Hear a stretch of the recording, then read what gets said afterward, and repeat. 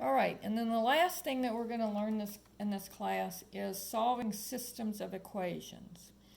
And the first part of this section will be by substitution.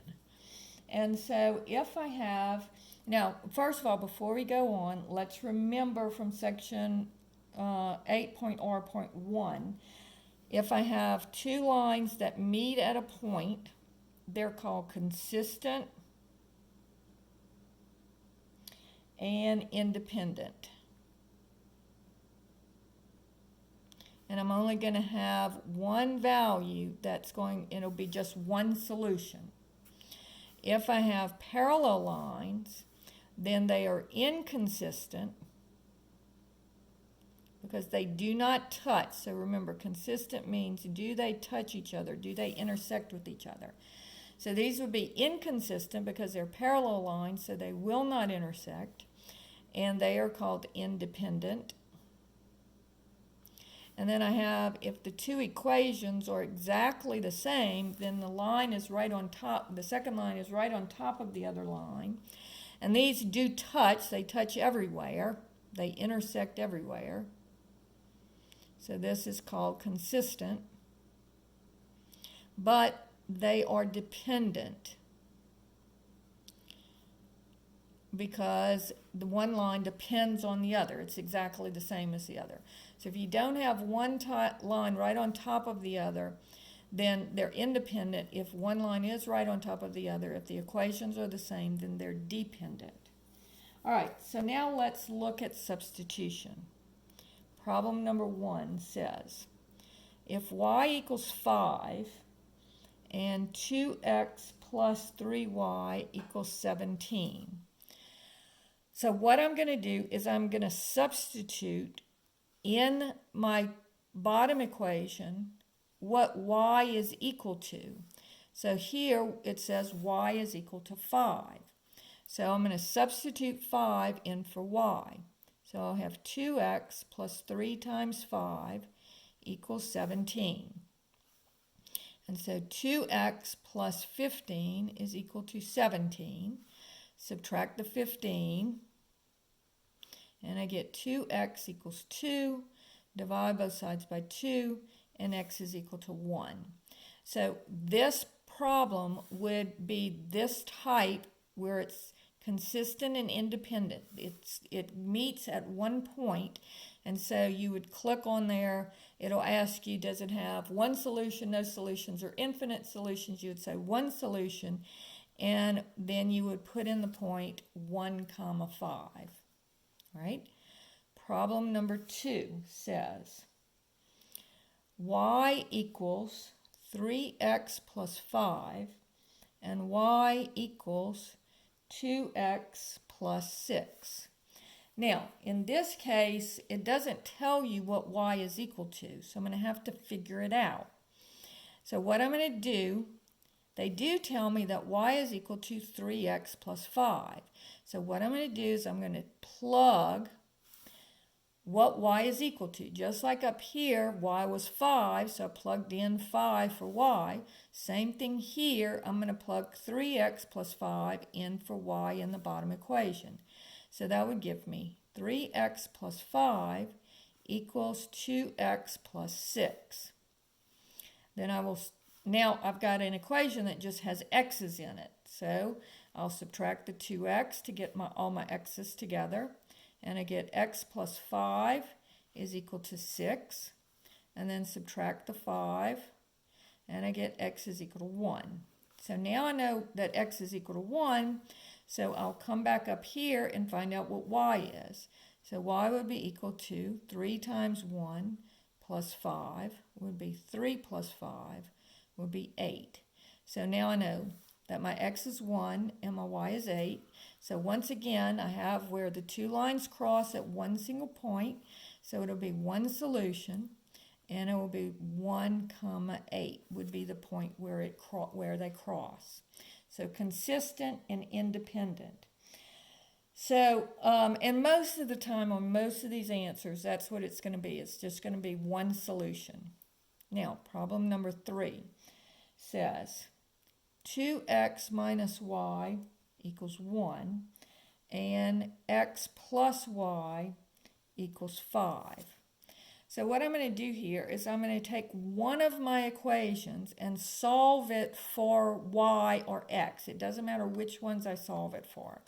So let's go ahead and solve this bottom one for x, because it's real easy to solve for. It's positive, and you can use either one of the equations. You're just going to plug it into the other one. So let's take this equation, solve it for x. So I'm going to bring the y to the other side. So x would be equal to negative y plus 5. I'm going to take that value and plug it in for x in the other equation. So since I started with the bottom equation, I'm going to now plug y minus 5 in for x in the top equation. So this would be 2 times negative y plus 5 minus y equals 1.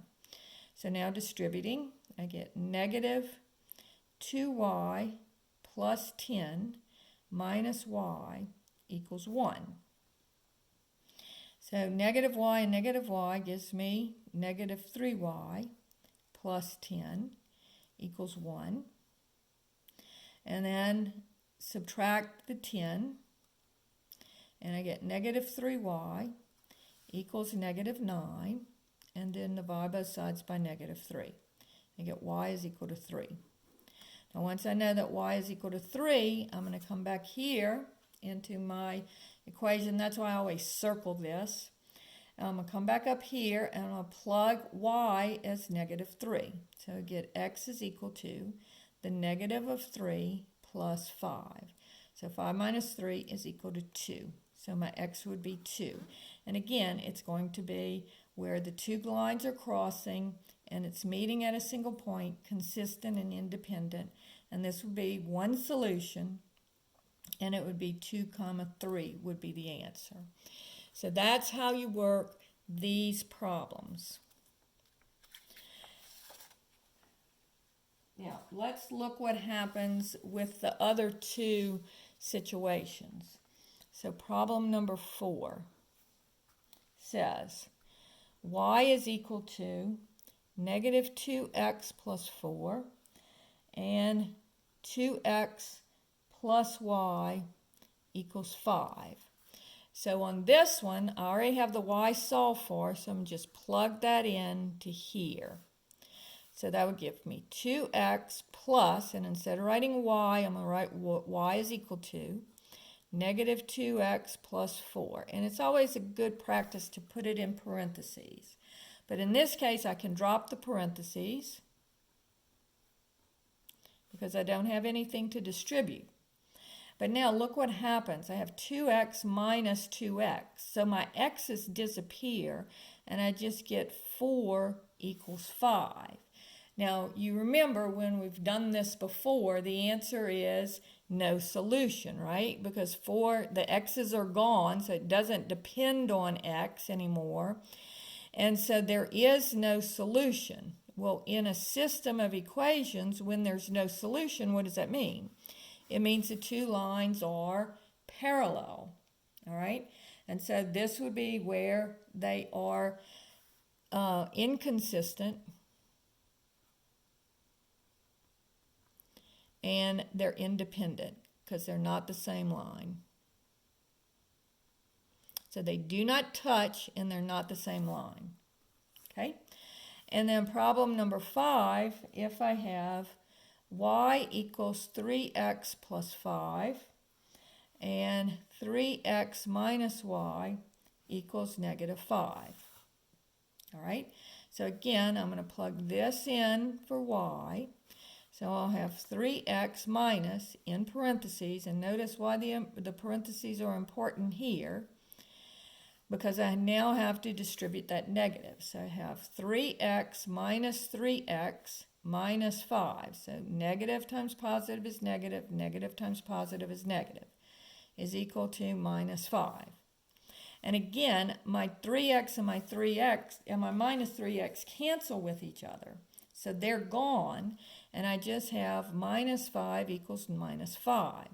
But this is a true statement. This one was a false statement. So they're different. So this one, it doesn't matter what x is. Negative 5 is always equal to negative 5. So this is the one where you have infinite solutions. And this is where it's the same line. Okay, so one line is actually the same as the other. And if you want, you could actually put this into slope-intercept form and see that. So if I take 3x minus y equals negative 5, and I subtract the 3x, so I get negative y equals negative 3x minus 5, and then divide everything by negative 1. And I would get y is equal to negatives cancel, negatives cancel, negatives cancel. And so this is exactly the same as the top equation. So they're the same line. So these would be consistent because they do intersect, but they are dependent.